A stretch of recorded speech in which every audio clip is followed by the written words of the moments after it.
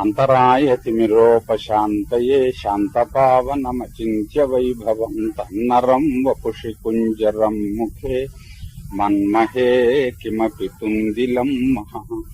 శరణం కరవాణి శర్మదంతే చరణం వాణి చరాచరోపజీవ్యం కరుణామసృణైః కటాక్షపాతైః కురు మామంబ కృతార్థసార్థవాహం.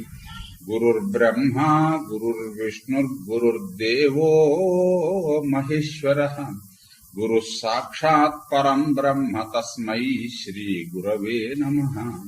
వ్యాసం వసిష్ఠనప్తారం శక్తేః పౌత్రమకల్మషం పరాశరాత్మజం వందే సుకతాదంతపోనిధిం.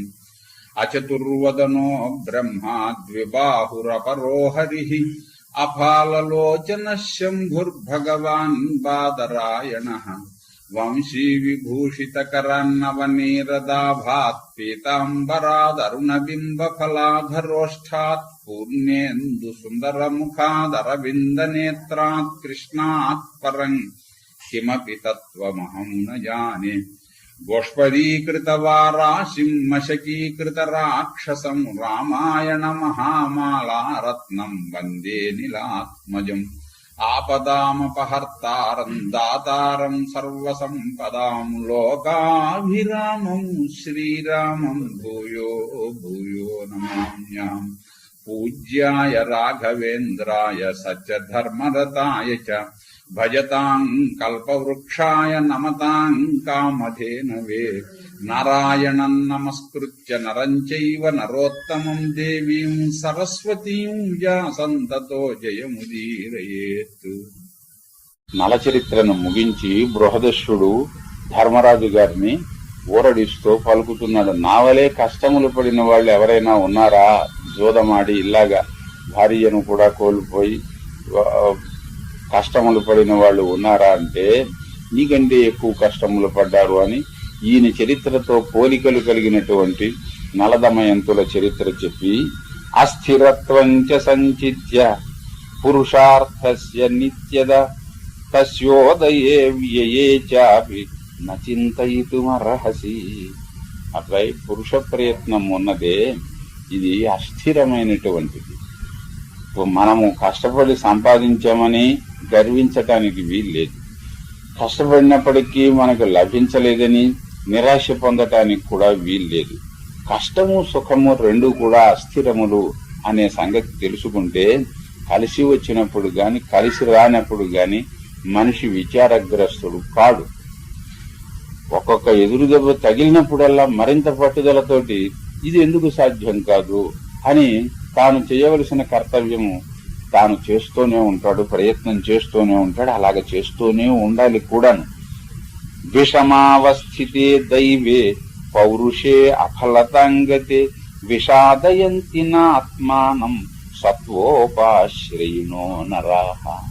అనేక కారణముల వల్ల దైవము ఒక్కొక్కప్పుడు మనకు వ్యతిరేకించవచ్చు. ఆ దైవం కూడా ఎందుకు వ్యతిరేకిస్తాడు అంటే మన కర్మఫలమును బట్టే, చేసుకున్నటువంటి పూర్వకర్మమును బట్టే దైవము వ్యతిరేకించడం అనేది జరుగుతూ ఉంటుంది. మహాభక్తి మొదలైనటువంటివి కారణము వల్ల ఒక్కొక్కప్పుడు వాటిని కూడా తోసిరాజని పరమాత్మ అనుగ్రహించవచ్చు. ఇక్కడ మతభేదములు కూడా ఉన్నాయనుకోండి.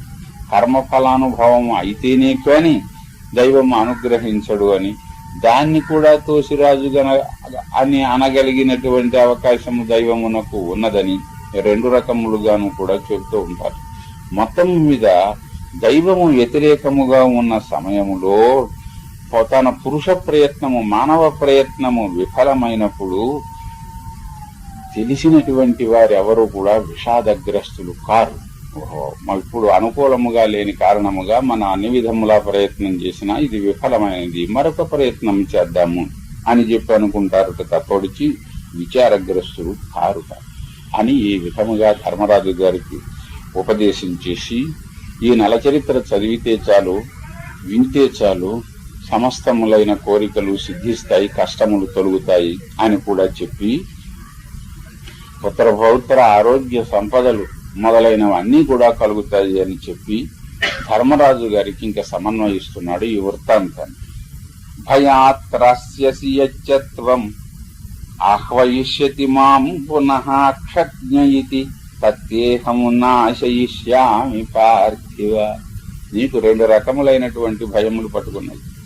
ఒకటేమిటంటే రేపు సంగ్రామములో కర్ణ, భీష్మ, ద్రోణ, కృపాశ్వత్థామాది వీరులను జయించడం ఎలాగా అన్నది ఒకటి.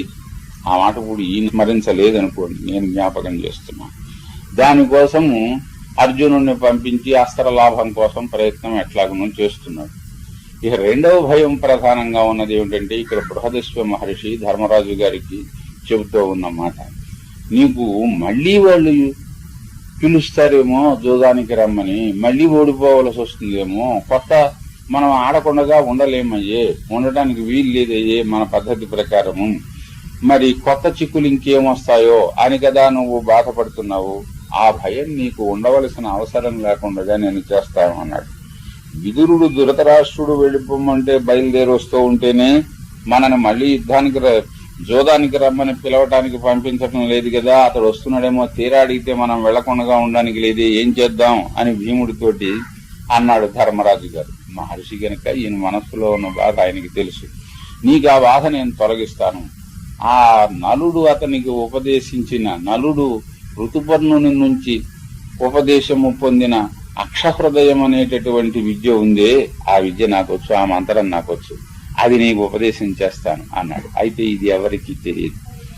సరే ఉపదేశించమన్నాడు. అతడు ఉపదేశించాడు. ధర్మరాజు గారు దాన్ని స్వీకరించాడు. ఇక నిన్ను ఎవడు జోదానికి ఆహ్వానించినా నువ్వు ఓడిపోవడం అనేటటువంటిది ఉండదు. ఇదే కాకుండా నీకు ఇతర శక్తులు కూడా కలుగుతాయి అని కూడా ఆయన చెప్పి తన దారిని తను వెళ్ళిపోయాడు. ఇతడు ఈ ఉపదేశము పొందాడు. ఇంక శకుని మొదలైన వాళ్ల మోసం ఇతని మీద పనిచేయదు అన్న సంగతి కౌరవులకి తెలియదు. వాళ్ళు ఎంత గూఢచారులను ఉపయోగించి ఇక్కడ జరుగుతోనో తెలుసుకున్నా, మరి బహిరంగములైనటువంటివి తెలుసును గాని రహస్యముగా చేసినటువంటి ఉపదేశములు మొదలైనవి, మంత్రోపదేశములు మొదలైనవి తెలిసేటటువంటి అవకాశం లేదు.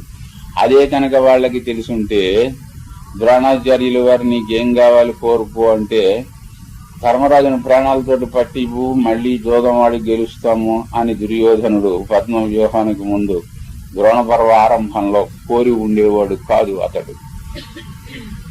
మొత్తం మీద ధర్మరాజు గారు ఈ ఉపదేశం కూడా పొందాడు. ఇంకా ఆయన నిశ్చింతగా ఉన్నాడు. అయితే ఎంతసేపు ఇంకా అర్జునుడు రాలేదు అనే బాధతోటే ఇతడు ఉంటూ ఉన్నాడు. ఇలా ఉంటూ ఉన్నటువంటి స్థితిలో భీముడు, నకులుడు, సహదేవుడు, ద్రౌపది వీరందరూ కూడా అర్జునుని తలుచుకొని వీళ్ళు విచారిస్తూనే ఉన్నారు, ఇంకా రాలేదే అని. ఈ స్థితిలో నారద మహర్షి అక్కడికి వచ్చారు. నారద మహర్షి వచ్చిన తర్వాత ఆయనకు ఆతిథ్యం అది ఇచ్చారు, పూజలు చేశారు. ఆయన స్థిమితంగా కూర్చున్నారు. ఏమిటో అనుగ్రహపూర్వకంగా ఆయన మాట్లాడుతూ, నాయన నీకేం కావాలి, నన్ను ఏం చేయమంటావు, నీకు ఉపయోగించేది ఏదైనా నువ్వు కోరుకుంటే నేను అనుగ్రహించడానికి సిద్ధంగా ఉన్నాను అని నారద మహర్షి ధర్మరాజు గారిని ప్రశ్నిస్తాడు. ధర్మరాజు గారిని ప్రశ్నిస్తే ధర్మరాజు గారు నారద మహర్షిని ఒక మాట అడిగాట, మీకు ఇంత అనుగ్రహం ఉంటే నాకు చాలా కాలం నుంచి సందేహంగా ఉంది. భూప్రదక్షిణముగా మొత్తము తీర్థయాత్రలన్నీ చేస్తూ ఉంటారు మన వాళ్ళు. ఆ విధముగా చేసినటువంటి తీర్థయాత్రల వల్ల ప్రయోజనం ఏమున్నది? ఈ సమస్త భూమిని పర్యటించి చేసినందువల్ల ఈ సంగతి నాకు చెప్పవలసినది అని నారద మహర్షిని అడిగాడు. నారద మహర్షి చెప్పాట, ఈ విషయం ఒకప్పుడు పులస్త్య మహర్షి చెబుతూ ఉంటే నేను విన్నానయ్యా. పులస్త్య మహర్షి భీష్ముడు ఒకప్పుడు పితృక్రియలు చేయడానికి గంగాద్వారం దగ్గర భాగీరథీ తీరంలో ఆయన ఉంటే అక్కడికి పులస్త్య మహర్షి వచ్చాడు.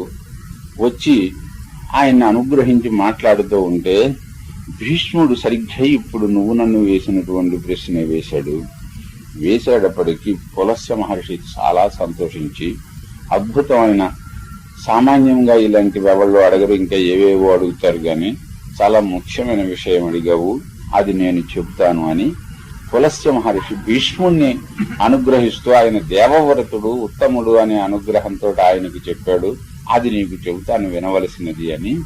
తీర్థయాత్రలు అసలు ఎందుకు చెయ్యాలి, ఎందుకు చేస్తారు, దానివల్ల వచ్చేటటువంటి ఫలం ఏమిటి అనే అంశములను వివరిస్తూ నారద మహర్షి చక్కగా చెప్పాడు. అది మనకు కూడా ఉపయోగించేది కనుక కొంచెము వివరముగా మీకు చెబుతాను. ఆయన చెప్పిన సమాధానం మాత్రము. పులస్త్య మహర్షి భీష్ముడికి చెబుతున్నాడు, కాళ్ళు చేతులు మనస్సు బాగా పనిచేస్తూ ఉండగానే వాట్ల యందు మంచి నిగ్రహము కలిగి, అంటే పోదామనుకున్న చోటకల్లా పోవడము, చేద్దామనుకున్న పని అలా చేయడము, ఎటుపోతే అటు మనస్సును పోనివ్వడము కాకుండా ఈ కరచరణాద్యవయవముల మీద, తన చేష్టల మీద, తన సంకల్పముల మీద తాను అదుపు సంపాదించి విద్య, తపస్సు, కీర్తి ఇవన్నీ కూడా కావాలని అనుకుని విద్యా తపస్సుల కోసమును కృషి చేస్తూ ఎవరైతే ఉంటారో అతనికి తీర్థ ఫలం లభిస్తుంది, తీర్థయాత్రలు చేసినటువంటి ఫలం లభిస్తుంది అన్నాడు. ఇంకొక విధంగా దీన్ని మనం తిప్పి చెప్పుకుంటే, అతడు ఉత్తమమైన ప్రదేశములకు వెళ్ళాలి, ఉత్తమమైన కార్యములే చెయ్యాలి, ఉత్తమమైన సంకల్పములే చేస్తూ ఉండాలి, మంచి జ్ఞానము సంపాదించాలి. ఏ స్థాయిలో ఉన్నవాడు ఏ తపస్సు ఆచరించవలనని విహితమై ఉన్నదో ఆ తపస్సు అతడు ఆచరిస్తూ ఉండాలి. అటు వాడికి తీర్థ ఫలము లభిస్తుంది.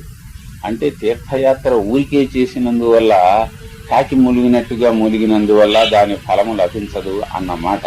కొన్ని నియమములతోటి తీర్థయాత్ర చేయటం అవసరము అని ఈయన ప్రత్యేకించి చెబుతున్నాడు. స్వస్తి ప్రజాభ్య పరిపాలయంతాం న్యాయేన మార్గేణ మహీం మహిషా గోబ్రాహ్మణేభ్య శుభమస్తు నిత్యం లోకాః సమస్తాః సుఖినో భవంతు.